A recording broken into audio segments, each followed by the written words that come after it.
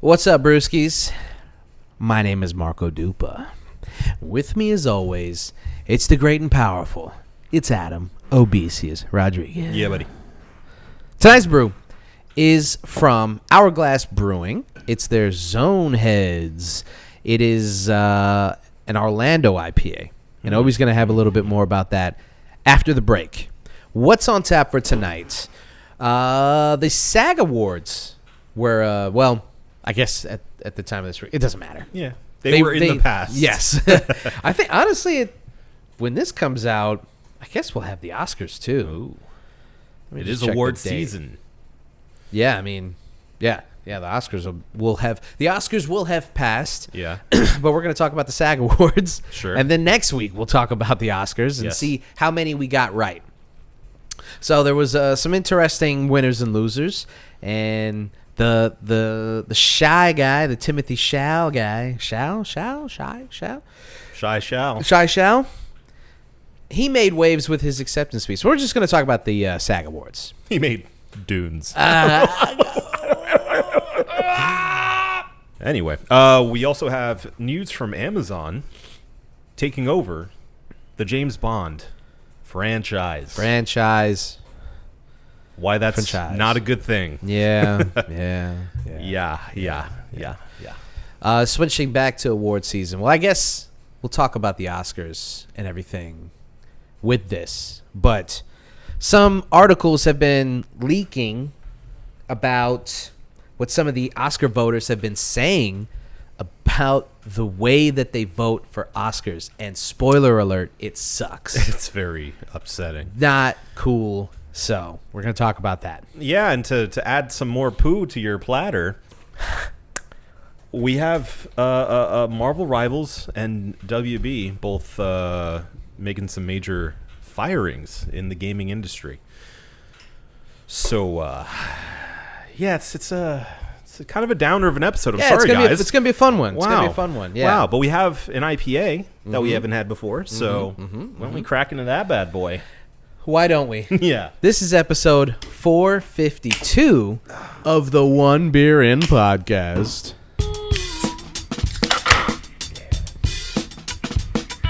Lost to be found by someone to save you when you're down. Yes, I'm bored when it's bright out. So bored when it's bright out. 4 to 5 a.m. Okay. This is the One Beer In podcast, the podcast where two brews crack open a brew, and we see where that one brew takes us. My name is Marco. That's Adam. You want to tell the people a little bit more about what we're drinking tonight? I would love to. This is the Zone Heads from Hourglass Brewing Company. We have a tiny cold read.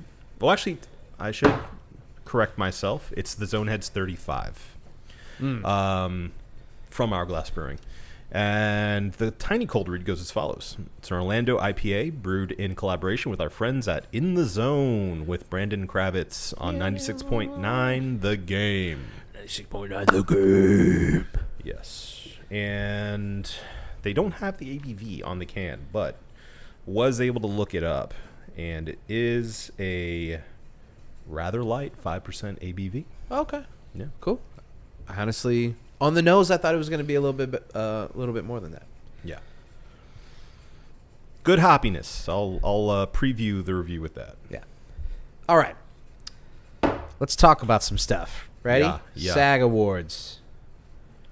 The Screen Actors Guild Awards. One of those awards that when someone wins it, especially in the acting categories, you're like, well, they're probably going to get the Oscar. Probably. Maybe. Or it could be one of those things where it's the exact opposite, where they kind of throw you off like, oh, he won the SAG Award. He's probably not going to get the Oscar now. Well, that's what we talked about before with the Globes, especially. The Globes are useless awards that need to be finished. They're dumb. Yeah. The Golden Globes are dumb. Yeah, they are. I think they'll give them they're just first. Yeah, that's all they are. That's it. The Golden Globes are the silly awards. That's why they let Ricky Gervais go up there and be shitty to people, because nobody cares. And they go up there and they act like it matters. But I mean, there's that one time where Jim Carrey was at some award. I think it was the Golden Globes actually, and he was talking about how he went up there and he was making a joke. They introduced him as a Golden Globe winner. I think he was 2-time Golden Globe winner. Jim Carrey, and he was like, if I win another one, maybe I'll be 3-time Golden Globe winning actor Jim Carrey. And everyone's laughing, and he's like, because then maybe I'll be enough. Yeah, maybe that will be enough. And you can tell everyone in the room is like, yeah, this is all a joke. Yeah. This is all a joke. It's an excuse to. He get doesn't dressed even. up. I mean, he doesn't even get an Oscar nomination for Truman Show or Man on the Moon or Eternal Sunshine. Yeah. But he gets fucking Golden Globes. Same thing with Adam Sandler. Sorry, I'm getting It's okay. I mean, milk this box this or segment a is soapbox. open to all things awards season. I feel like we should wrap up the entire season in a little bow right here, except for the Oscars, because of course it's the big one. Yeah. And we'll talk about why that maybe shouldn't be the case. Yeah. But yeah, I mean, it's they like Adam Sandler, the Sandman for Uncut Gems. I mean, everyone and their mother knew that he was going to at least be nominated, and then he doesn't even get a nomination, gets snuffed. But he gets all these other ones. I think he got a Screen Actors. I haven't looked at it. Yeah. So, in any case, SAG Awards. Yeah. It's the SAG Awards tend to be a bit more of like inherently more of an industry type award. Yeah. Bit of a pat on the back from the industry itself. Did you see? What? Did you see if the Sandman has won any? So he was nominated for okay, these are the awards that he's won. He was nominated for a SAG. What, they showed Timothée Chalamet Yeah, in that was really strange. That's he got nominated for Hustle, not for Uncut Gems. Okay. He won. That's the basketball game, right? Yeah. Or movie. The basketball game, yeah. He won he's been nominated for some weird ones. He's been nominated a lot for the Razzies. He's won quite a few. Man, they really, really like to beat him up. Why was he nominated for the Razzies for Uncut Gems? Razzie Redeemer Award. That's when they do good. I see. The actors Sandler do good. Yeah. So it wasn't for Uncut Gems. It was for Hustle, but he was nominated. Did not win. He's been nominated a bunch. Oh wow. Oh, those are writer awards. For SNL. For SNL. Yeah, that makes sense. Anyway. Okay. It wasn't the SAG Awards. I guess it was something else. Yes. But SAG Awards, I mean, at least to me, come off as more of like a internal, like industry award, kind of more of a insular type deal. Whereas the Academy Awards is this big prestigious show that everyone's kind of a part of, including the industry and the Academy, if you will. Mm-hmm. And like you're saying, the Globes is more of a, I don't know, nobody really cares. Yeah, it's dumb. They don't. Dumb. Really I don't care. know why people pretend like they give a fuck about the Golden Globes. I care in the way that I like to use them as a bit of a early preview for what award season's looking like to sort of forecast what is going to actually win the Academy Awards. So, anyway, the major SAG Award winners, if you will. Timmy Shao. So, do you have it? I have it pulled up. I can just run them really fast. You do it this time. You read the list. These are the for the SAGs. Oh, it was on Netflix. I didn't even realize it was live on Netflix. So they do outstanding performance by a cast in a motion picture, which is like basically this is like the ensemble award. This is the whoever wins this is usually who wins like best movie. And I was just reading the last 3 ensemble winners was Coda, Everywhere All at Once, and Oppenheimer, which all won best movie. Okay. So this one was Conclave. Hell yeah. Yeah. Demi Moore for The Substance got outstanding performance for a female actor in a leading role. I think you said Demi Moore. Yeah. She's still my pick. Timothée Chalamet won for Complete Unknown, which I was surprised at. Mm-hmm. Daniel Craig is nominated for Queer. He's not nominated at the Oscars. No. That movie was kind of snubbed. Yeah. It seems like it hasn't really gotten much buzz outside of the SAG Awards. So... Awards buzz, I should say. It's gotten buzz, generally. Female actor in a supporting role, Zoe Saldana, which is very interesting because that's finally an award for Emilia Perez. Yeah. And then Kieran Culkin for Best Actor in a Supporting Role, which I feel like that's the one that like is... It's just a shoo-in. I think he's won like every single supporting role. Yeah. Winner.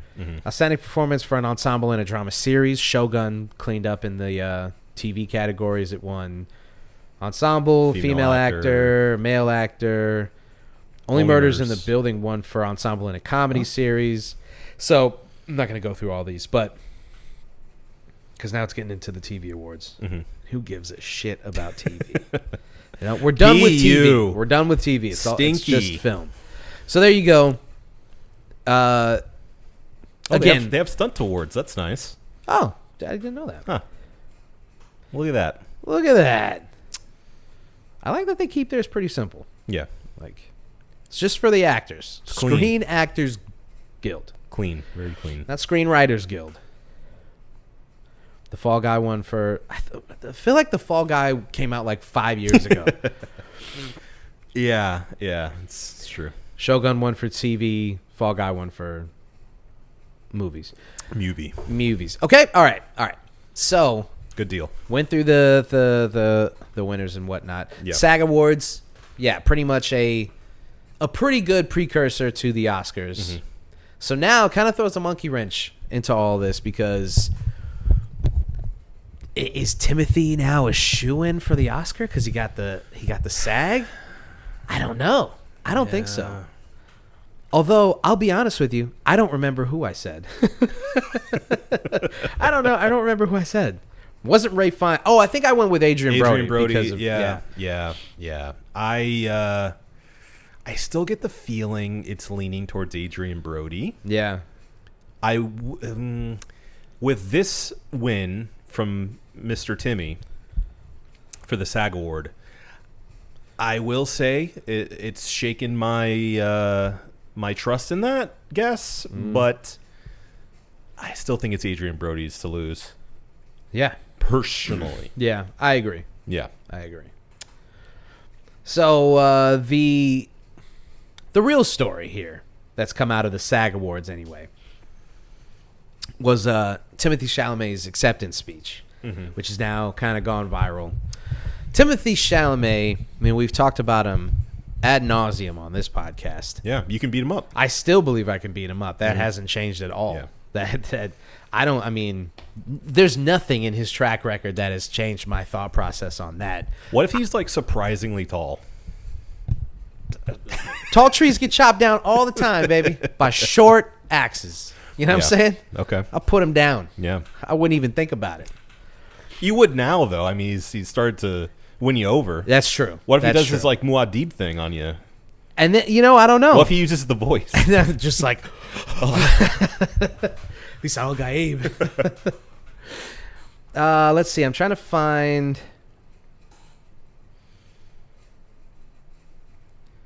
Oh, here it is. Okay, here's what he said. Okay, so he wins the award. Yeah. And then during his acceptance speech, he says, quote, "I can't downplay the significance of this award because it means the most to me. I know we're in a subjective business, but the truth is I'm really in pursuit of greatness."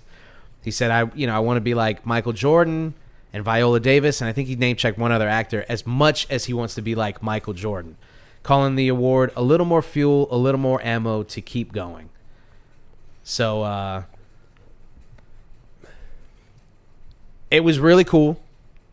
because that's not the full transcript. You guys should watch the just speech. watch it. It's a short speech. Yeah. It's really what's really interesting has been people's responses to his thought process. Now, when I started bringing this up, even Sherry made a face. Like, ew. She does. Yeah, it I'm calling sometimes. you out. Okay, did I explain it better just now? Yes. Is it more? How did I explain it differently? I don't know. I said he said he wants to be one of the GOATs. That's what he said. I want to be like Michael Jordan. I think, and you know, I'm only speaking for you, Sherry, because people can't hear you. But And also because we don't want you to speak. I'm just kidding. I'm just kidding. get out of my apartment. No, I think that it's easy to misinterpret his intentions with this speech, because it can come off as like, this don't mean shit to me. Yeah. And actually, I want to be way better than even this. So this ain't nothing to me, man. You know, like, have that kind of tone. But that's, if you actually watch it, that's not what he's saying. Yeah, I mean, yeah, I think if you're just reading a transcript of the speech, honestly, even still, I'm like, I don't know, man. I have been waiting, and this is I said he was growing on me off mic, and this is why I've been waiting. I think I've even said this on this show before. I am tired of the artifice that these guys and girls don't care about these awards, and that it's just an honor to be there. They get upset. Angela Bassett just went viral the other day because she was like, I should have won the Oscar. I should have. Mm-hmm. Like, I worked hard. I thought that I was a shoo-in. Yeah. I just don't think I deserved it. Yeah. And she's right. She's right. She should have won Best Supporting Actress for Black Panther 2. Yeah. She should have. Yeah. She was the best actress in that category. Mm-hmm. She was miles better than Jamie Lee Curtis. Yeah. Jamie Lee Curtis isn't even the best supporting actress in her own movie. No. And Angela Bassett deserved to win. And I love that she said it. And I know a lot of people got upset with her because it sounds like she's being ungrateful. But Angela Bassett is one of the greatest actresses of all time. Yeah, and she undeniably. deserved that award. Well, and it's obviously not Jamie Lee Curtis's fault. Right. For winning the award. Well, and it's not like she was like, I lost to some bitch. You know, she was like, Yeah. I just deserved it. I feel like I did a better job. And don't you? I mean, I'm so sick because we're just so far past this idea that you just should be grateful to be up there. I'm just tired. Like the same thing with I was watching some interview with Patrick Schwarzenegger, and he was talking about how it annoys him and it upsets him sometimes because he's like, I wish I didn't even have my own last name because it's so hard to get respect in this industry and blah blah blah. And it's like, you're the son of Arnold Schwarzenegger. Yeah. Act like it. Yeah. Act like it. Sure. Who gives a fuck, man? If I was Patrick Schwarzenegger, I would be like, that's my dad. Yeah. Do you know how to spell my last name? And you know what? I would be like, I would use every fucking door that he kicked in for me. Absolutely. I would walk right through them and be like, I'm Patrick Schwarzenegger. That's my dad. Yeah. Give me the fucking movie role. And then if people are like, you're a Nepo baby. All right. While I count my millions and collect my awards, eat my ass. I'm Patrick Schwarzenegger, son of Arnold Schwarzenegger. Well, I mean, it didn't work out very well for Michael Jordan's kid. But that's the thing, though. If you are Nepo babies, don't bother. The only thing that bothers me about Nepo babies is that they have this weird complex about it. Mm-hmm. Because if you're good, it doesn't. Steph Curry is the son of Del Curry. Yeah. Do you think that stops anybody from saying that he's better than his dad? Do you think people even think about Del Curry when they think about Steph Curry now? Yeah, but what if you're not as good as your dad? Then you're not as good. And the things will even out. Like, Marcus Jordan didn't make it to the NBA. Mm-hmm. He wasn't good enough. He got opportunities when he was at UCF, and apparently, by all accounts, and this I'm just saying this because it's what I heard, he was a fucking asshole about it. Mm-hmm. And those things evened out, and now he's landed on his thing with like trophy room and all that stuff, and he's successful in his own right, and I'm sure he doesn't have any regrets other than not being as good as his dad. Well, but his dad is Michael Jordan. What are you going to do? Recent DUI too, but Well, I didn't want to bring it up, but I did read that, but I didn't want to. I didn't want to step on his name like that, other than calling him a fucking asshole. Yeah, okay. But he was a college kid. Most college kids are assholes. Give him some great. He's and a when rich your dad, college kid. when your dad's Michael Jordan, you're going to be an uber asshole Yeah, about yeah. it, right? I would. Yeah. I Well, would. Okay, so back to being, the son or daughter of a famous actor and also being in the same industry.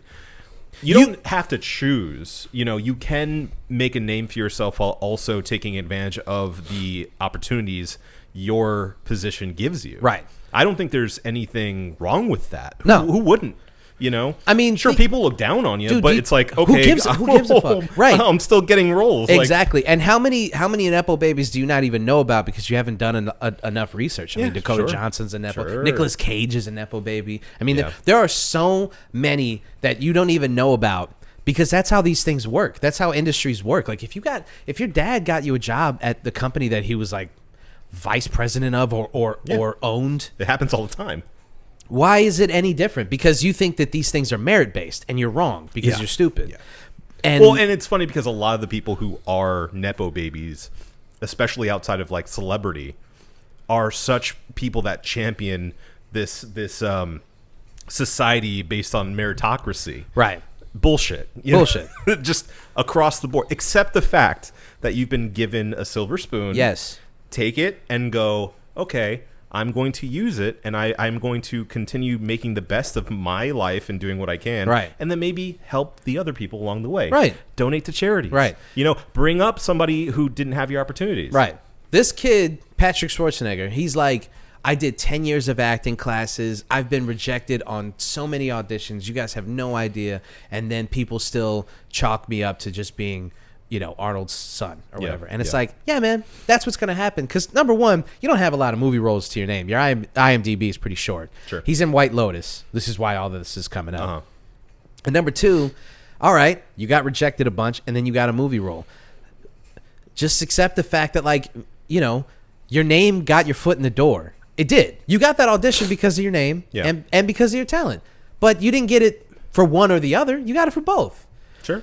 And Don't cry about it. right. And if you're bad at acting, it's going to even out eventually. You will. Yeah, sure. Your name is going to get you a bunch of roles probably in the beginning. But if you don't improve, it will even out. And then you will stop getting roles. There is the next, good-looking white dude right behind you who is going to be better than you and take those roles from you.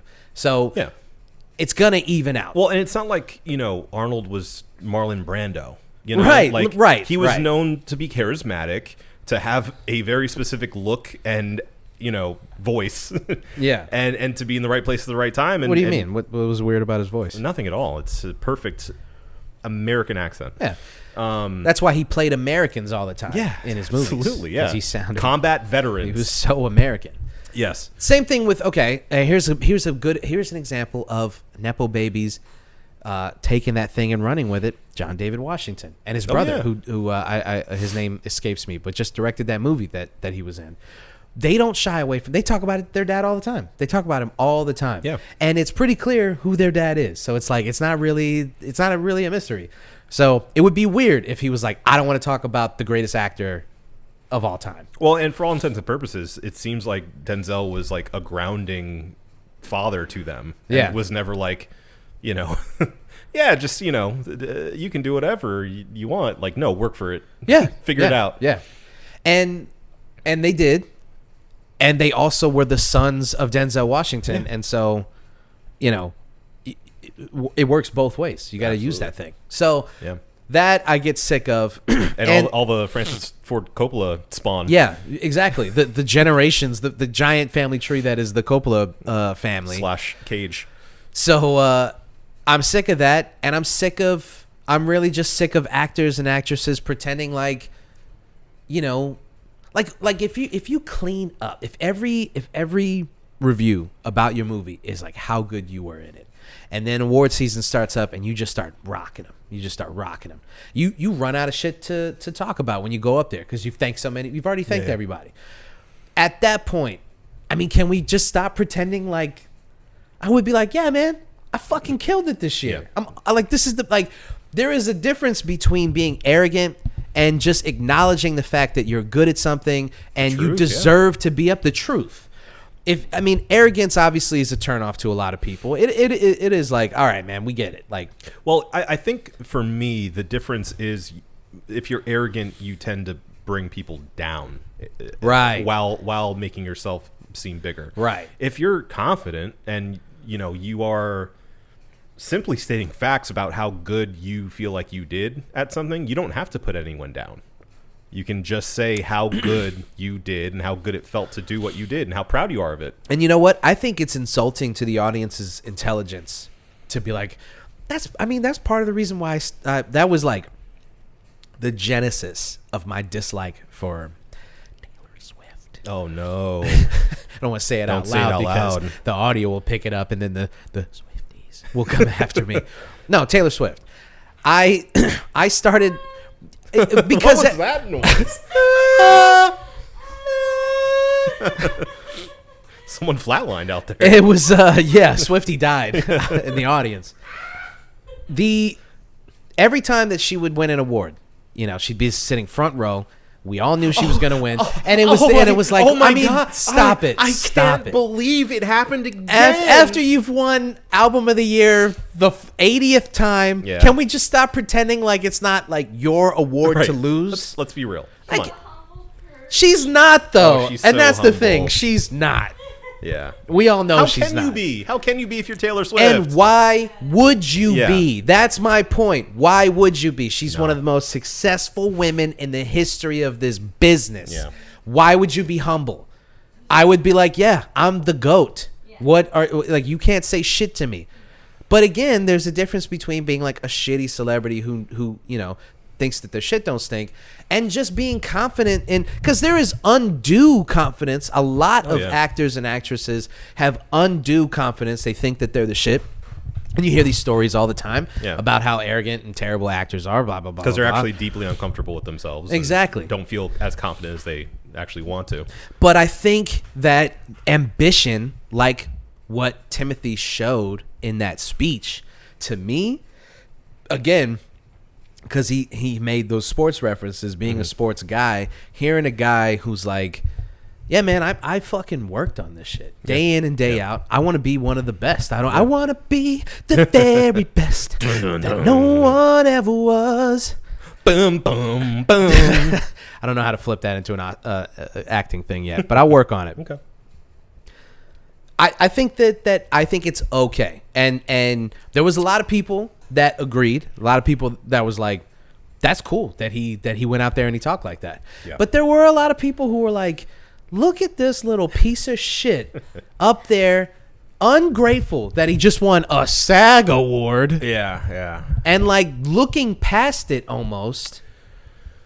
And people were upset by it. And I think that people are just uncomfortable when other people are super confident. And they call it arrogance because they're uncomfortable with the idea of somebody who's like, yeah, man, I know I'm good at this. I agree. I also think people are uncomfortable with the fact that some people try really hard and succeed. They'd rather their celebrities do it by chance or not try at all. Well, and it gives them something to criticize them about. Like, oh, you just got lucky, or, oh, you're just cute, or whatever. And if Timothée Chalamet's like, I spent 5 years just learning the guitar so that it could look realistic on screen. Yeah. Like, I Yeah, know. didn't he say it's like this has been a 6-year journey or something? Yeah, I mean, it essentially, because of the pandemic, pushed the filming of the movie back. He had time to go in and learn like a bunch of, like, almost his entire songbook that's available. Yeah. Learned to play the harmonica and play the guitar at the same time. Learned a bunch of Dylan songs And sing like this. and I think, as far as I know, he learned from a guy. I think the guy who taught Bob or was instrumental in Bob's early years, when you know the folk scene and everything. Yeah. He learned from that guy, or there's some connection there. I don't know Sure, it off the top of my head, but there's some connection there, and that type of dedication. If I spent 6 years of my life working on one project, Yeah. and someone was like, "Here's an award," I'd be like, "You goddamn right." I spent 6 months on an album, and I'm like, "That shit is hot." Yeah. Don't tell me that shit wasn't fire. Yeah. So I completely am like, I'm not gonna say I'm completely on board, but the dude is really he's really winning me over, man. You'll The get there. SNL You'll stuff. get there. Dune, obviously. Yep. I still haven't seen A Complete Unknown to judge how We do good have to the watch performance it. Yeah, is. we do have to watch it. Yeah. I think though. I mean, I might. Little Women. Little Women. I'm not watching Little Women, dude. Good movie. I'm not watching Little Women. But I will say, this might be the thing that pushes it over the edge. If he wins the Oscar and he goes up there and he was like, "Told you," and just walks off stage, I might just be like, "This is the GOAT. He's the new GOAT. I'm in. I'm in. I'm all the way in." Well, I mean, I don't need any more influence in this decision. I've been on board for a long time. Yeah. As you know. Well, you just recommended Little Women, so. Yeah, I mean, it's a good movie. Good movie. Sound like a little woman. Anyway. What?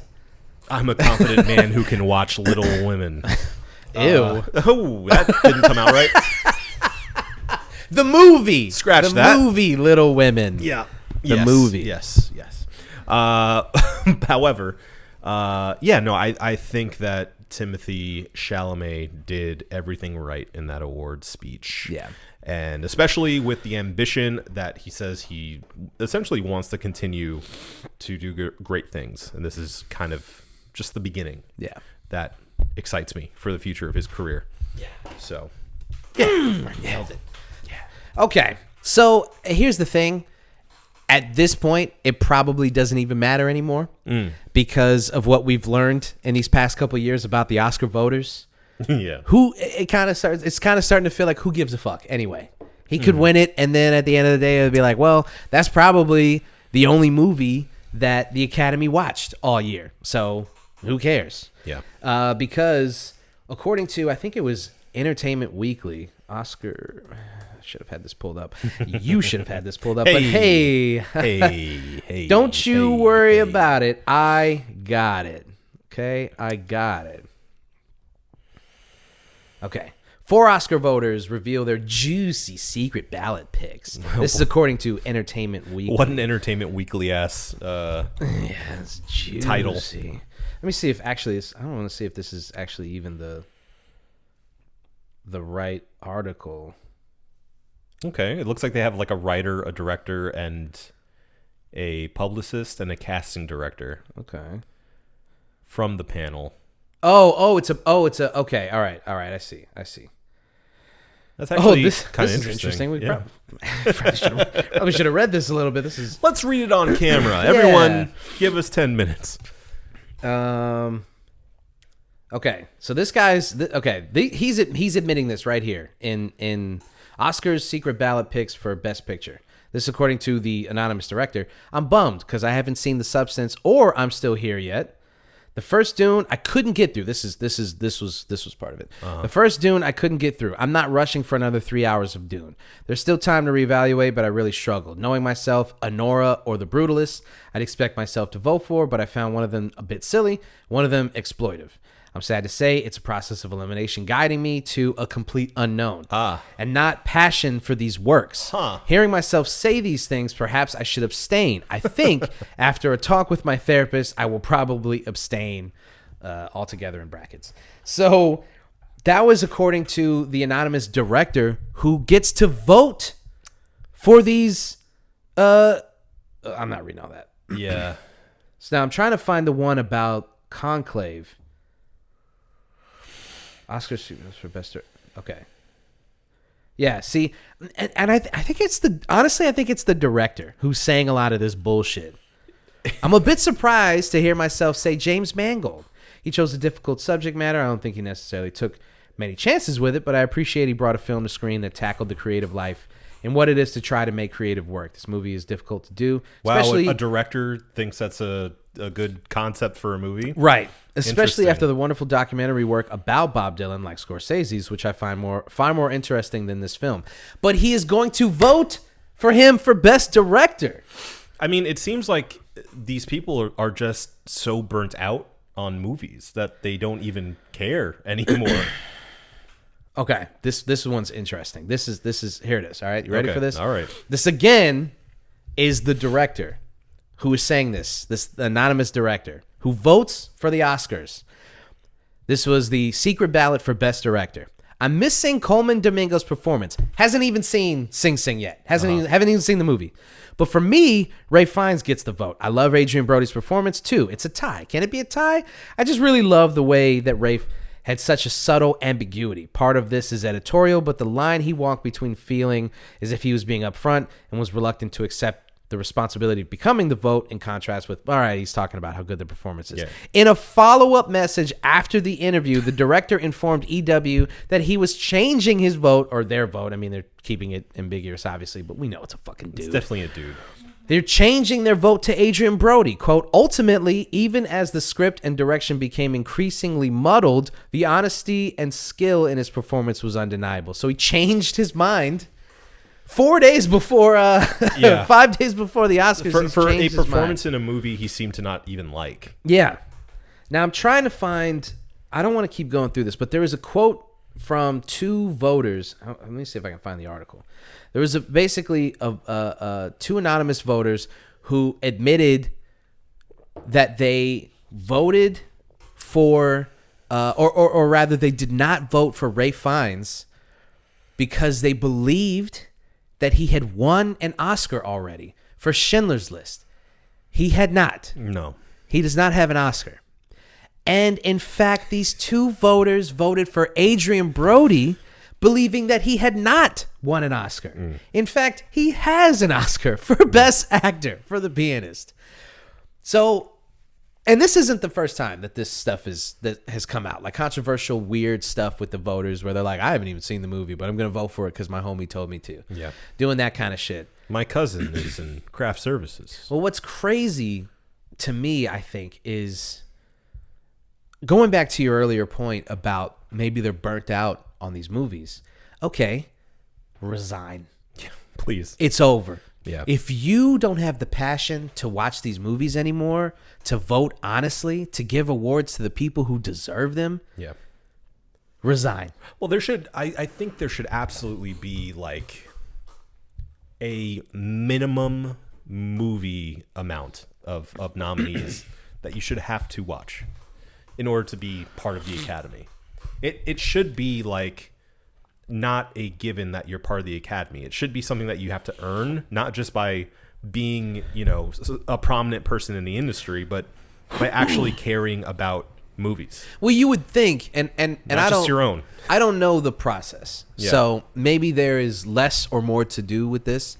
But you would think that a person like this director wanted to be on the board. He wanted to vote. Yeah. He wanted to be a part of the Academy, right? Sure. This isn't jury duty. Right. Like, why don't you want to watch all these movies? It is crazy to me we do this shit for fun. Yeah. Why- Most people watch movies for fun. Well, yeah, right. I just mean I will go and watch a movie strictly because I want to see if it is as good. We critique movies for fun. Yeah, okay, right. Yeah. Yeah, that's better. That's a better way to phrase Yeah. it. And this guy has a responsibility to this organization, To his industry, to audiences, to his fellow directors and creators of film, And all you're- of them. And you're telling me that you can't take time out of your busy schedule as a person on the board? Right. You can't watch Sing Sing? These movies that are usually given to them to review, not like a thing where you have to go out of your way, really. To Well, and here's the other thing. Like, okay, I hate to keep harping on Coleman Domingo's performance, but it really is striking to say, like, he's seen all these other movies and not have seen Coleman's performance. It's pretty illuminating. Like, when people talk about, and buckle up, because here we go. When people talk about DEI and Oscars so white and all this stuff, like, This is the kind of shit that has been going on behind the scenes that you don't know about. You think that the Academy has watched all of these movies and then they just decided based strictly on merit that I didn't like that movie or that wasn't a good performance. In actuality, if it is a movie with too many black people in it, they probably just going to skip it altogether. And then pretend like they didn't know that it existed, or pretended like, this thing deserved it more than this thing. And it's like, maybe they didn't even watch the fucking movie, because that's what this stuff is revealing, that these people who have a responsibility to do this are shirking that responsibility because they're over it. Yeah. They're bored of it. Mm-hmm. That guy said, I don't want to watch Dune 2 because I watched Dune 1 and it was too long. Well, and I was going to say, too, in a far less important way, there's prejudice against genre, too. Yeah. So for, like, sci-fi movies or horror movies, God forbid, a lot of those are going to be skipped by the Academy because they're, just like there's no way that this horror movie would ever be good enough. Dude, and think about how many, we talk about it all the time, like how good, some Scream Queen performances are and how good, the action movies can be. Even though they're action movies, they still deserve award recognition. Sure. And that's probably exactly what's going on. They're like, I'm not watching Hereditary. Yeah. I don't care how good Toni Collette is in this movie. I'm scary. Not watching it. And I'm definitely not going to vote for her over anybody else. Yeah. And it's infuriating, man, because this stupid shit is meaningless. Why even do it? And why exactly? Why even do it? Why even do it? Because it's all fucking dumb now. At this point, it doesn't matter. The world is falling apart, and the only things that we have is stupid shit like this. Yes. And you're not even gonna take this serious enough for it to fucking matter. Yeah, for us to care. Yeah. Please distract us. So, like, what is the point? What is even the fucking point, man? Yeah. There is none. It drives me nuts. It's all politics at the end of the day. It's all people just wanting to kind of big up whatever they feel like kind of representing at the time. Or because they have friends and family as part of the crew or cast. Or, they're closer with this thing. Or they decide not to even watch the movie because yada, yada, yada. Yeah. It's not based on the merits of the work. No. Don't delude yourself into thinking that. And it's a sad, shocking reality that's the state of things, because ignoring for a minute just the entire Hollywood machine. And let's just take everything just based on art for a second, okay? I know that this is a very doughy-eyed way of looking at this, but let's just take all that. I think it's just doe-eyed. Doe-eyed, thank you. Dewy-eyed. Doughy? Yeah. Dewdrop eyes. Yeah. If you just want to like enjoy this kind of stuff, just based on the fact that like, oh, that's interesting that this performance, this is a subtle, emotional, just a beautiful performance, and somebody won an Oscar for that, and you're like, that's fun, Oscar winner won the, if you just want to like play around in that like thought process of like who does and doesn't deserve Oscars, you can't even play that game anymore because it's a fixed game. Yeah. Or at least it's not based in any kind of real merit system. Because that's the thing, like with athletes, they get awards wrong all the time. Sure. People deserve awards that they don't get, and people get awards that they don't deserve. But at the end of the day, you can look at the tape, and you can look at the numbers, and you can say, this guy averaged 30 points a game, 10 assists, 5 rebounds. I think he deserves to win an award or two for this, right? And you can look at the game tape and see, like, did he affect the game? How much? You can look at the advanced analytics and say, like, this is what he contributed in this amount of time for these are his win shares. These are all the. You can look at all those numbers are real, right? But with these performances, they're all subjective. So, like, you have to have something that kind of ties it all together. And for years, I thought that it was these people, like this director, who were like, I am trying really hard to big up the best thing that I saw this year. Mm-hmm. And I want people to understand that, like, this was the best movie of the year and it deserves an award. Now it's just like, Well, whatever he got to is what he voted on. That's whatever he got to. That's the standard we hold ourselves to on this show. Yeah. We're not part of the Academy. It's crazy. If we could get all those movies for free, I swear we'd watch them. Oh, man. Can you imagine? Man. Just getting reels just to watch so we can vote on them? Yeah. That's the stuff that I want. I don't want like early access to video games. I want reels. I want free movies so that we can watch and critique them and give our Oscar like leaderboards and stuff. I would love that. So yeah, it's a sad state of affairs in the movie industry, and it doesn't get any happier from here. We have more bad news to go over. Do you want to do the Bond thing or switch to video games? Well, we should do Bond since we're talking about movies already. Yeah. So the Bond franchise, the IP of James Bond, has forever been, essentially owned and run by the Broccoli family. And, there have been ups and downs with the movies, but say what you will about those movies, they've been pretty consistent about being strict about the direction of Bond. Very thoughtful, relatively careful about, how the character of James Bond is represented. Yeah. I would say even at its worst, they were at least, their hearts were in the right place. Sure. Maybe, obviously, they were trying to make more money with certain things. And yeah, some didn't work. There were a lot of missteps along the way. Yeah.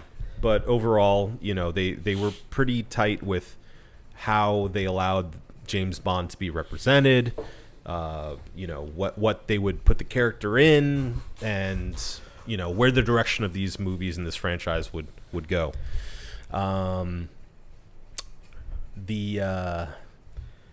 That's no longer the case. No.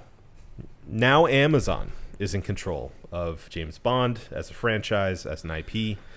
And we talked about this recently. We did. We talked about kind of where James Bond can go from here, and actors that are in contention. I'm sure that's going to be an ongoing conversation because obviously they haven't landed on anyone. There's been no real concrete news about the next James Bond movie.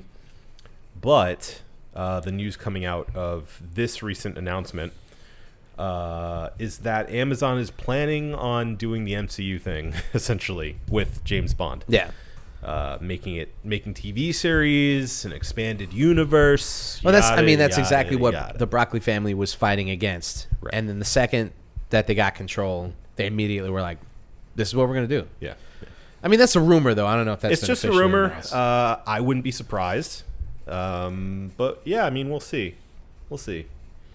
Has there been any report as to why they stepped away? Because they fought with Amazon for years. Yeah. And then randomly just was like, all right, we can't fight anymore. And I don't know what. I haven't seen any update. I haven't seen any article as to why they just suddenly decided that they weren't going to fight for the character anymore. Yeah, I'm not sure either. I assumed it was a money thing, but how much money could? How different could the offer have been from the first time that they were going back and forth about it, and the last time that they were going back and forth about it? That's a good question. Let's see. So essentially, Amazon owns. They struck a deal to have, quote, creative control over the movies after negotiating with Barbara Broccoli and Michael G. Wilson, the heirs to the series. That's what they were fighting against. That's what they were. That was what the whole fight was about. Creative control over this. I don't understand. They struck some backroom deal after literally calling the head of Amazon like an idiot or a moron or something like that, or saying like everybody at Amazon is all morons. Then to turn around and be like, I don't know, man. It sounds like something nefarious happened. Some kind of death threats. Some kind of clandestine shit. In a very 007 way. Yeah. The Broccolis were on a list somewhere. I don't know. But it's super sad. It's they don't even realize. Maybe they do and they just don't care, but you get control of an IP like that and then you just rip it apart I mean, there is not one person in the upper Amazon brass who has the creative bones in their body to do what's right by this character. The movie's gonna come out, and I would be shocked if it was in theaters for like a month and then put on Prime. Yeah. Well, there's going to be like a Prestige Prime miniseries about Miss Moneypenny, like I was saying before. Yep. We're going to have a Jaws spin-off. And yeah. I mean, dude, there's only like 2 or 3 Amazon shows that are worth a damn. The rest of them fucking suck. Yeah. So that's the other thing. Now that they have control over this, it's just going to be a bad show based in the MI6 universe. What a crossover. That'd be sick. Yeah. And it's just, I think I disagree with the notion that it's going to be a continued ongoing conversation about the new Bond. I think they're going to pick one pretty quickly. I think that Amazon wants to ramp this up. I think that I think that the first point of contention, and I'm just saying this because, maybe I was a fly on the wall of these meetings. I think the first point of contention for Amazon was, why the fuck haven't we made a new Bond movie? The last one came out or started, it was like 2016 or 2017 when they started filming it, and then the pandemic pushed it back, I think, right? Or did it come out in 2020? I don't remember. It was such a weird... Time is a flat circle. I have no idea. It was a really, really strange release with the pandemic, and with the movie kind of...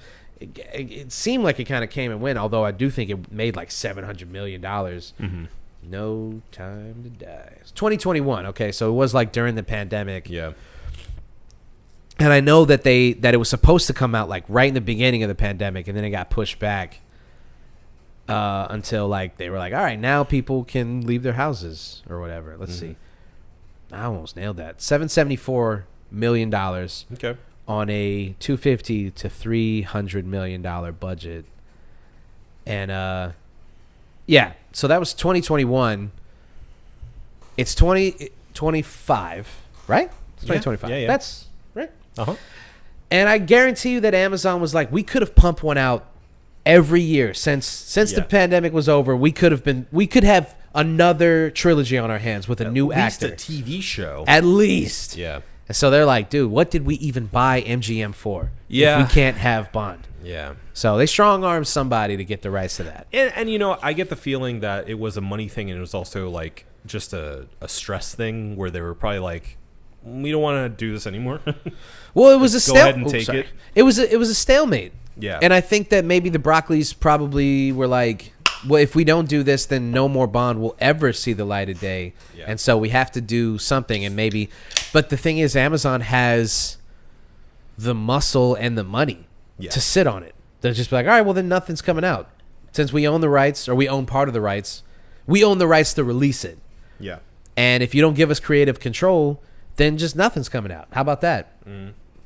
And maybe the Broccoli's were like, well, we don't want the franchise to die because we're being stubborn about a TV show. But I disagree. Yeah. I think you do let it die. I think you let it end. I mean, Daniel Craig's character, spoiler alert, if you haven't seen the last Bond movie. Okay. Yeah. His character definitively dies. Mm-hmm. And this was the first time that a Bond died on screen like that. Yeah. That could have been a very poetic send-off for the series itself. To finally have a Bond die on screen. Yeah, it was a very easy cap to the entire franchise. There is absolutely no reason why the Broccoli family couldn't just be like, we're done with Bond proper. Yeah. And maybe even go, all right, here's what we'll do. We'll give Amazon the rights to do their little spinoffs, their TV shows, their prestige TV shows, their candy, their cookies, their toys, their posters, their T-shirts, and all that. Mm-hmm. But they cannot make another Bond movie. Not unless we are directly involved. Like a Fox and Disney type deal. Yeah. Like if you want this, then we have to make these decisions. Yeah. And it just doesn't seem like it went that way. It just seems like No. they kind of just gave up. Yeah. And now we're gonna have Gen V, the boys. And to his credit, I heard Gen V's pretty good. Gen You V's- said Gen V's it. good. I heard Gen it V's from good. you. Yeah, you did. So maybe there's hope. I don't have a lot of hope. I mean, No. Reacher's a good show, but Yep. it's not Bond. Right. So I don't know. I'm not happy about it. No. I unfortunately have to mirror everything you just said. So, I mean, we'll see. We'll see. Maybe we'll be eating crow when the next Bond property comes out, but I I don't think have so. my doubts. I'm allergic to crow, so okay. I won't eat it. Okay. Well, That's it for that. that's it for that. I just put the kibosh on that one. We're done there. Yes and no. No, I won't eat it. You got any other characters you want to bring up? Any other scenarios you want to do? You're a doctor. I'm a postman, and we're in a restaurant. Okay. All right, and you just sat down for coffee, and I have to tell you that the heart that you're sending to the hospital didn't make it. I'm the postman. Okay. Okay. All right. Ready? Yeah. Scene. Doctor, here's the news. I don't have that heart that you needed. Why are you telling me this at the restaurant? Because I was walking by and I saw you in the restaurant, San Diego's finest, and I had the heart on me, and then I dropped it in the sewer. And so that person who you were going to do that heart surgery for 5 minutes after the scene, they're going to die. But postman, that was my heart. Oh, no.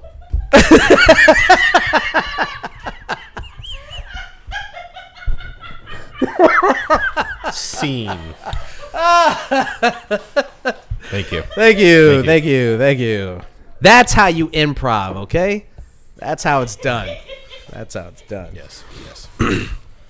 Okay. I desperately need someone to just take that and animate it. All right. So let's move on to even more bad news. It's been a bad news. It's just Sucks. yeah. We have to have some better topics. Yeah, Let's, guys and ladies. Guys and dolls. Guys and dolls. Please comment and let us know what you want us to talk about. Happier things. Happy Please. news. Good news. Yeah. You know? In lieu of that, we got NetEase, the company that has created Marvel Rivals and apparently does like a lot of the a lot of the games in the Asian market, namely China, for Marvel. I think they did their like their mobile game or like trading card game or whatever. They developed Marvel Rivals. I could turn this into a Marvel Rivals podcast because I could talk that much about it. Yeah. But I won't do that. Unfortunately, this game has seen a obscene level of success in a very short amount of time, and that has not trickled down to some of the developers and some of the the lowly workers on this game. Yeah. Because apparently there's been mass firings at NetEase, which is crazy to think about in the backdrop of one of the most successful launches of a free-to-play game probably ever, honestly. Yeah. if you think it's about huge. it. It was massive when it came out, and it continues to be it's a juggernaut, if I can use a Marvel character. Every streamer's playing it. Every streamer that plays these type of like team based games like this, they're all playing it. Tim the Tatman has been just harvesting content with this game. I don't think he does anything else. I think he strictly talks to his chat. I think he watches other people play. He spectates, and then he plays himself. Yeah. And I think he just plays this game exclusively. Which, I mean, I guess, whatever. That's what a lot of streamers do. They're just like, I play Fortnite. That's just what we do. I mean, Yeah. And now, because I watch funny stuff, it's funny, like, Rivals-related content on my TikTok, it's all Rivals stuff now. Which I will say, it's so funny that the government wanted this algorithm so badly. Yeah. Because sometimes it's not good. Sometimes it doesn't work. No. Sometimes you're like, dude, all right, the rival stuff is cool, but do you really think that I want my For You? Not all the time. I'm not bullshitting you. There are times where I swipe and it's like 5 or 6 rivals related videos in a row. Oh God. And I'm like, this is not what I want, actually. Yeah. This is not for me. I don't want all this. Yeah. I have other interests. I do other things. No, they hear the hours you put in. Oh, yeah. They're listening off your phone. You know, truth be told, I don't put that many hours into it. It's just, just when I have time. Quality It's just minutes. quality minutes. Yeah, That's yeah. really all it is. Yeah, I'm almost Grandmaster, baby. I'm working on it. That's great. So But if I happy had for if you. I had 200 hours to sink into this game, maybe I'd already be like Celestial. Oh, sure, yeah. I think so. I think I'm good enough. I think you would, yeah. I have no doubt. Or one but above all. I will say I have a quote from the CEO of NetEase, Ding Lei, who commented on the recent firings, the surprising firings, based on the popularity and success of this game. Yeah. He said, according to Games Radar Plus, if we launch a game product that isn't suited for market demand, we will aggressively and decisively discontinue it. We will also boost our investment in projects that meet quality and efficiency standards, which he said in a call. Continuing, game production is time consuming. Slow down. And it may take 3 or more years to ship a game. So, during the entire process, from the start of the project to its completion, it is critical to constantly adapt to the market. Depending on the circumstances, support for a project may be increased or withdrawn entirely. What is he talking about? What does that even mean? Especially in the context of how successful Rivals has been. What the fuck does any of that mean? So, also according to that article, NetEase was trying to essentially downsize their workers outside of China, I believe. So that, I think, was the larger reason why. Yeah. And it was covered up by just saying it's due to market demand. Yeah, that's crazy. That's crazy because they have met the demand of the market. Yeah. Well, I think they mean market demand as in, like, we can save money by continuing what these people started for us. All right, that makes more sense. You know? And that's fucked up. But it's probably true. They're probably going to live off the blood, sweat, and tears of these people for the next, like, 5 or 6 years before they have to do anything more. Yeah. I mean, now... And then they'll rehire some people back for, contract jobs and then go, all right, go on. See you later. Yeah. I mean, they can just live off of... It's Marvel. So... Oh, yeah. It's an infinite amount of content and that they can just add to this game. It's so clear that there's a strong, like, foundation for this game that is extremely successful. Yeah. So really, all they have to do is not shit the bed. But there's so much... I mean, I don't know how many people it takes to maintain a game like this, but there's so much that they do in the background between, like, bug fixes, buffs, nerfs, patches, updates, not even counting the new content that they put out, that they're putting out at, like, a pretty high clip. Like, they're, new maps, new characters are supposed to be coming out, like, every season. Yeah. And the seasons are, like, 30 or 40 days long, so it's like every month to month and a half there's going to be a new character. Like, it's...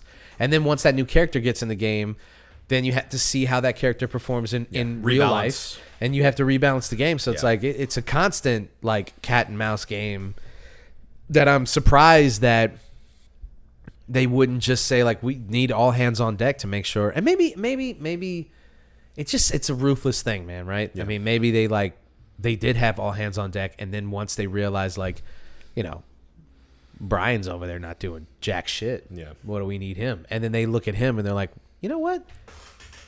I don't think we need this entire floor. Yeah. Game's finished. What are you guys doing? What do we need these guys for? We don't need another game. Right. And then, it sucks, though, because this happens, and then what if the game goes downhill, and then it's like, oh, that's why we needed those guys. Well, and then they're caught flat-footed, and the fix may come too late. Well, and I'll say I don't think that these two things are related. This is just a conspiracy theory. Sure. But the second that this was announced, that this had happened, Yeah.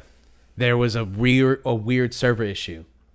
and everybody either got kicked from a game, or I saw one clip where a guy was in the middle of a game, Yeah. and then he queued up for another game. Oh. In the middle of the game he was playing, they put him in a new game. So they gave everybody like 400 virtual currency or whatever. Yeah. And they were like, sorry about that. That was a weird little hiccup. And I'm like, I don't know. Maybe it's because you fucking fired everybody. So we'll see what happens with that. Is that somebody's like parting remark when they're leaving the studio? Let's break it real quick. See ya. I will give you guys first-hand accounts on how this affects the game since I've been playing since day one. I'll let you know if my experience changes. Yeah. And also if you're ever going to get on the game. I have played 2 rounds. Oh, Yeah. wow. Yeah. 2 entire rounds. Who'd you play as? Well, I started with Punisher because he's obviously super basic and easy. Yeah. Then I moved on. I swapped around to Black Panther. And The ceiling for being good with Black Panther is so high. Yeah. It's so funny. Yeah. Like, he's Why not? cool. He's fun. why not? Yeah. I forget who else. I kind of just jumped around a little bit. Yeah. Kind of try to get a feel for different classes and such. As one does. Yeah. But it was fun. Well-made game. Yeah. Hard. Yeah. Didn't know what I was it's doing. Not easy. I made another account so that I can play with some of my lower level friends. And like the second I got into the game on like a lower level, because it doesn't know that I played the game before, obviously. Yeah. I mean, it was like watching people. Like it was like babies were holding the controllers. Yeah. Like I couldn't believe some of the stuff that I was watching. I was like, watching people oh, on like mobile try to play. Dude. And I was like, I know that I was this person. So I was laughing because how silly it was. I'm not laughing at anybody who just picked up the game and didn't know what the fuck they were doing. But it funny was to just see. so hilarious. Like everyone walked out of spawn and then just fought in the middle of the map. No one tried to like cap the point or anything. They just fought. Yeah. And everyone just kept like just running towards each other and dying instantly, and then like just coming out of spawn and just like sprinting towards it. It was just, it was really fun to watch. Zero this take strategy. place. Yeah, just not like no one understood what was going on. Yeah, that was me. Maybe you killed me. Maybe, Who maybe I knows? jumped in there and just beat you because I did not let up at Yeah. all. I tried as hard as I could. Hard enough. On that first one, I really wanted to just like. You got to put the controller down and play with one hand. Oh man. So okay, we'll see what happens with NetEase. Yeah. But that isn't the only firings, layoffs, or closures that Yeah. happened in these Yeah. past couple of days. Yeah. There's more. There's more. But wait, there's more. more. Warner Bros. Discovery, according to EngageNet, made sweeping cuts to its game divisions, closing 3 studios and ending development on its planned Wonder Woman project. Monolith Productions, Player First Games, and WB Games San Diego will be shuttered due to a, quote, disappointing 2024 for WB's gaming business, according to an internal memo from JB Perrette, the company's CEO and president of global streaming and games. Bloomberg broke the news of the restructuring. How can he be the CEO of streaming and games?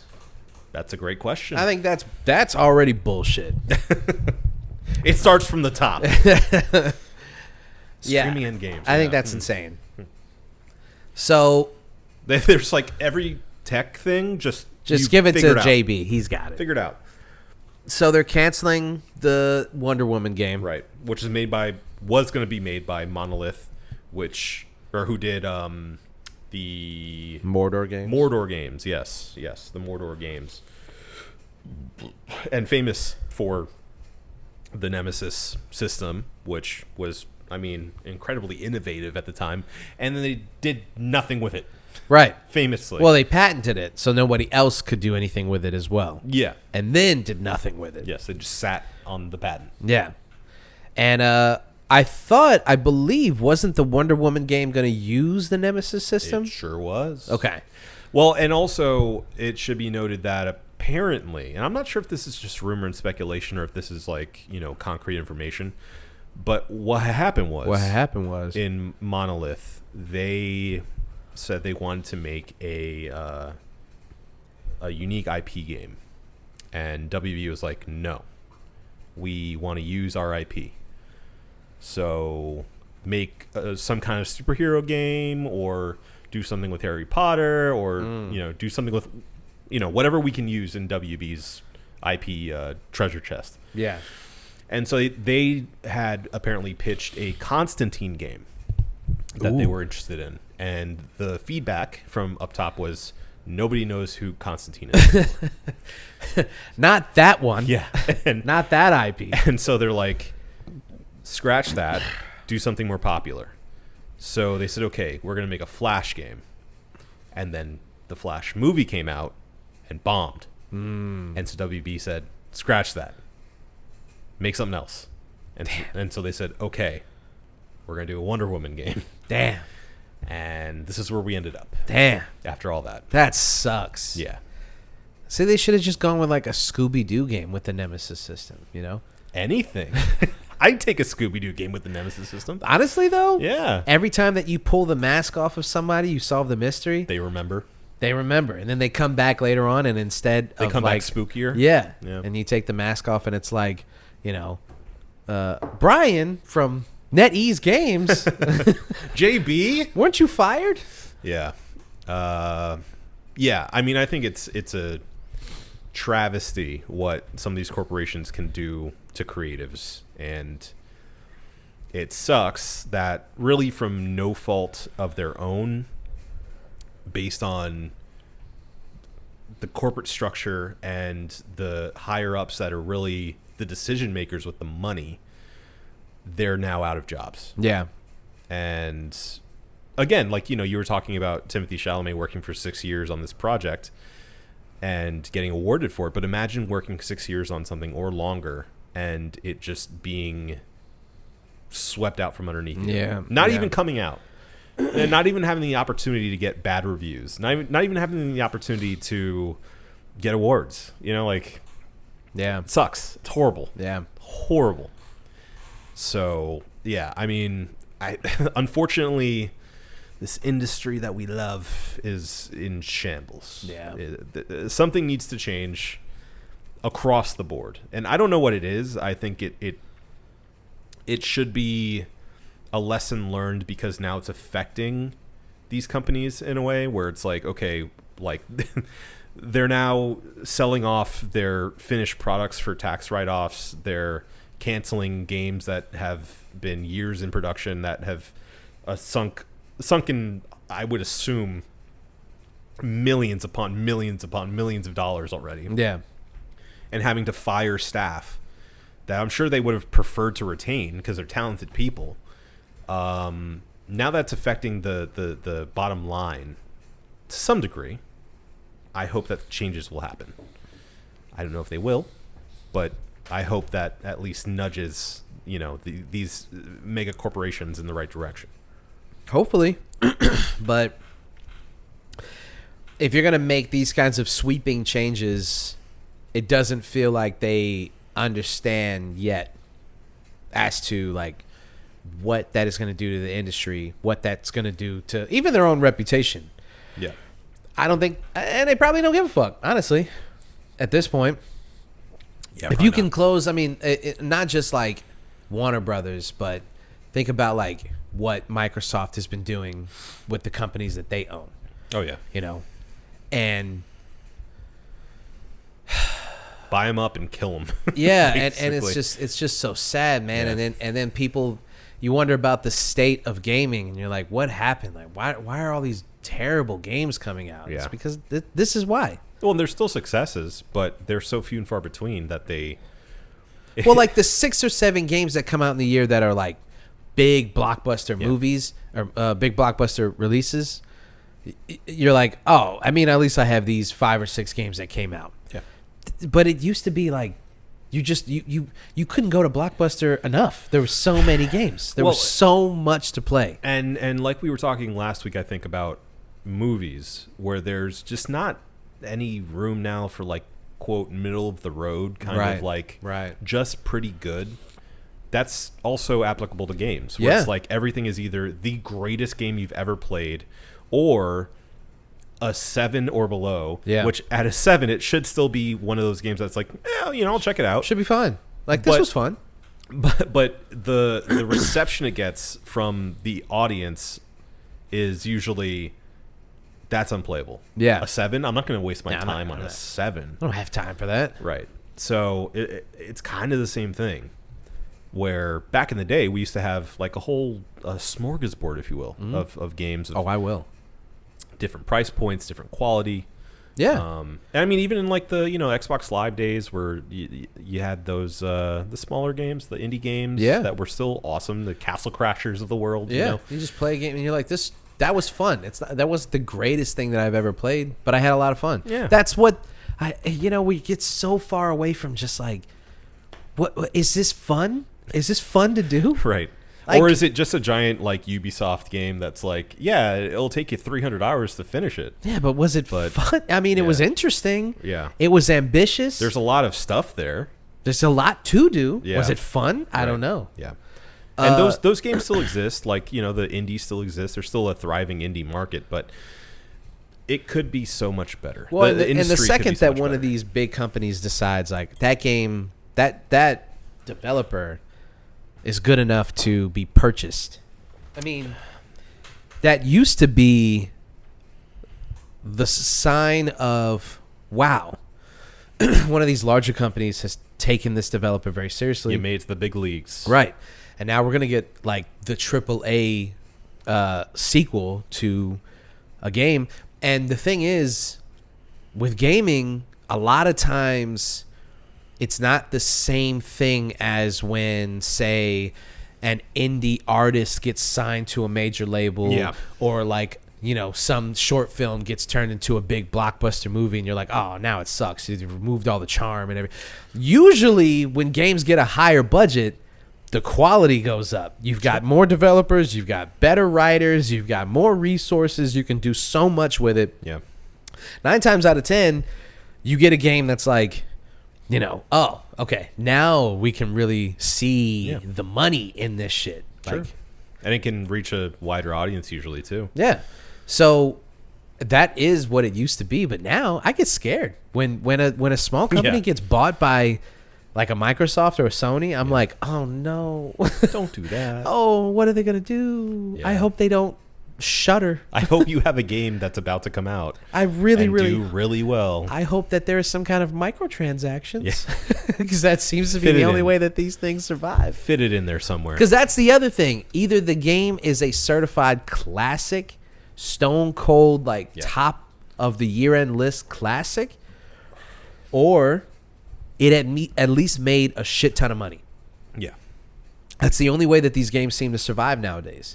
A game will get a sequel if it is a Last of Us, and obviously is safe under the Sony doors. Yeah, yeah. Or even if the game is dog shit, it makes a shit ton of money. Yeah.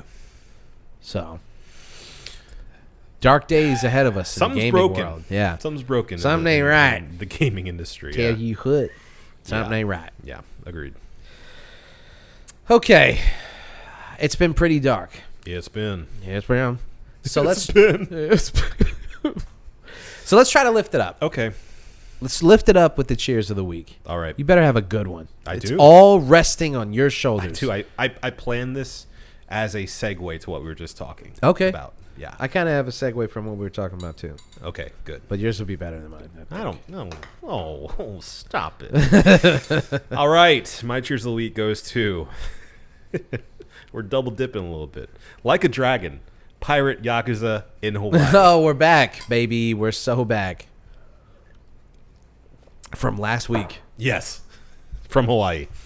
We're back from Hawaii. Yeah, so, I feel okay bringing up the Yakuza games, the Like a Dragon games again for a double dipper, because last week I was talking about the fact that this latest game in the franchise was getting good reviews, but I hadn't played it yet. I hadn't even played the demo. There was like a pretty extensive demo that came out ahead of time, but I was like, let me just hold off until the game actually comes out. I don't want to spoil myself. I want to actually enjoy it when I get it. Right. And enjoy it I have.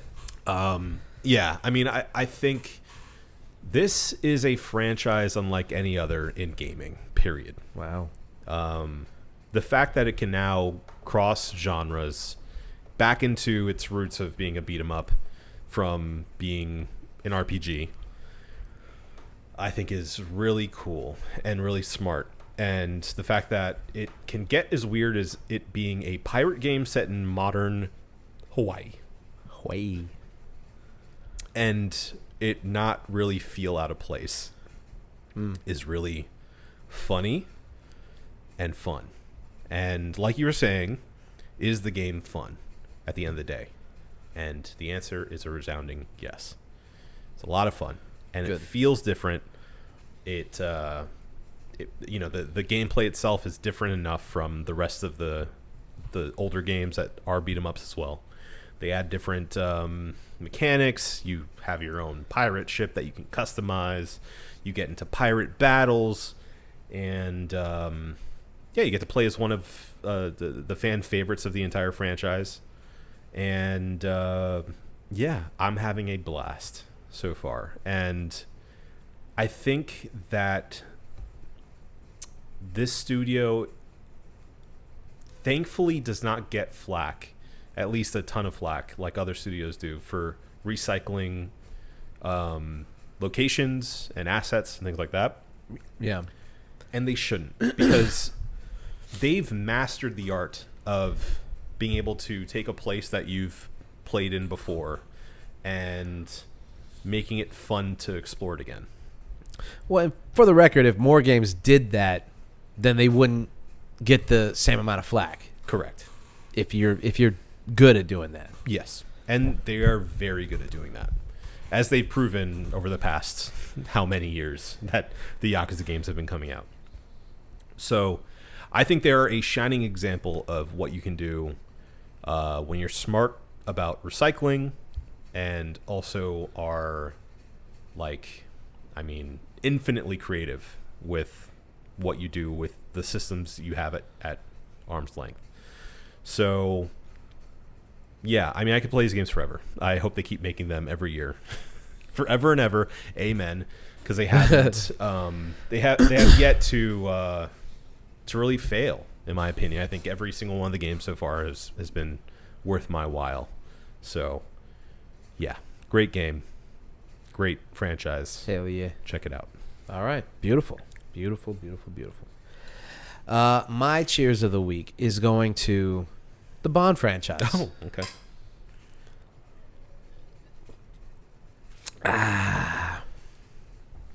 To be a quick one. But just rest in peace. I don't have very high hopes for what Amazon is willing to do to such a recognizable name.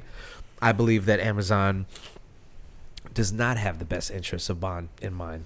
Sure. So I would just like to say that the Broccoli family, and I guess this is more of a cheers to them, the care that they took over the years for this franchise does not go unnoticed. Yeah. It's one of the best. It's one of the last franchises that's not a superhero franchise that when you go, the new Bond movie is out. That's it. That's enough. The new Mission Impossible movie is out. That's enough. You go watch it. Yep. You know, they pick a new Bond, even if it's somebody like when they picked Daniel Craig, people were like, "Who the fuck is this guy?" Yeah. He's blonde. People were not the blonde thing was a huge deal. Yeah, I don't know, people. If you're our age, then you probably remember this kind of stuff. But if you're any younger, then you don't really get it. You don't get it at all, actually. No. But you don't get this in particular because it was a huge deal. He's not suave enough. No, people were like, He's brutish. They were like, he's ugly. There Yeah. was a lot of people that were just like, he's ugly. Like I don't get the choice, especially coming off of Pierce Brosnan, who was like devilishly handsome. Yes. They were like, I don't get it. Sophisticated. Yeah. Yeah. I thought, like, this dude is not Bond level sophisticated. He's not debonair. Yeah. And obviously he proved everybody wrong. I mean, Bond as a franchise, one of my favorite franchises of all time. I just I hope that Amazon, at least for the movies, will go, the reason that this has been so successful has been the care that's been taken with the character. So if we're going to like dive into this toy box and rip every toy out and pull all the toys apart and see what we can make of it, at the very least, let the big blockbuster like release, the movie, be something that they care for as much as the Broccoli family did. Because otherwise it's like, man, we got nothing left. Yeah. We don't got the Oscars. We don't got video games. Yeah. We don't got Bond. Yeah. Stop taking everything from us. No Nemesis system. No Nemesis system. Make a Bond game with the Nemesis system. Well, they apparently are making a Bond game. I'm okay with that. Well, no, they're making a Bond game from the people who did Hitman. Even better. So, Even better. That's good. I am hopeful for that. I'm into that. Yes, I'm into that. I'm hopeful That's for cool. that. Yeah. Yeah. That could be sick as fuck, actually. Wow. The more I think about that. Yeah. Imagine having like options about how to get around something. Yeah. Gotta think. And just the short amount of like hand-to-hand combat that you have in that game. Yeah. Could be really cool. Weapon choices. Oh man. Ooh. Espionage. What? Yeah. What? Stealth is back, baby. Okay. I think we did it all right. Yep. Okay. Before we get out of here, we got one last thing to do, and that is review these brewskis. So, from Hourglass, it is their Zone Heads 35, an Orlando IPA in collaboration with Brandon Kravitz on 96.9 The Game. What'd you think, Kobe? I really like this one. I thought it was very good for a lighter IPA. I usually don't like lighter IPAs. They tend to just kind of feel like they're missing a bit of like body to them. Yeah. But I think this is light enough that it still tastes light, but not light enough that it tastes like a session, which is something I appreciate. I'm gonna give it a 4.5. Ooh. Not my favorite IPA, but I think if I, kind of want to crush a few without, feeling absolutely woozy, this may be something I go back to if they have it available. Yeah, it's a good one. It's a good one. Yeah. Yeah, light, slightly hoppy, kind of crispy, a little dry. Yeah, it's a nice, solid IPA. I'm gonna give it a 4. I feel like with IPAs, I my love for them comes and goes. Yep. I feel like there's days where I'm like, I get it, and then there are days where I'm like, nah, I don't want this. So I think with this, I kind of feel like Hourglass has made better like hoppy pilsners. Maybe, I don't know. Maybe have they? I don't know. I guess I should say, in the realm of beers like this, you could make a better hoppy pilsner.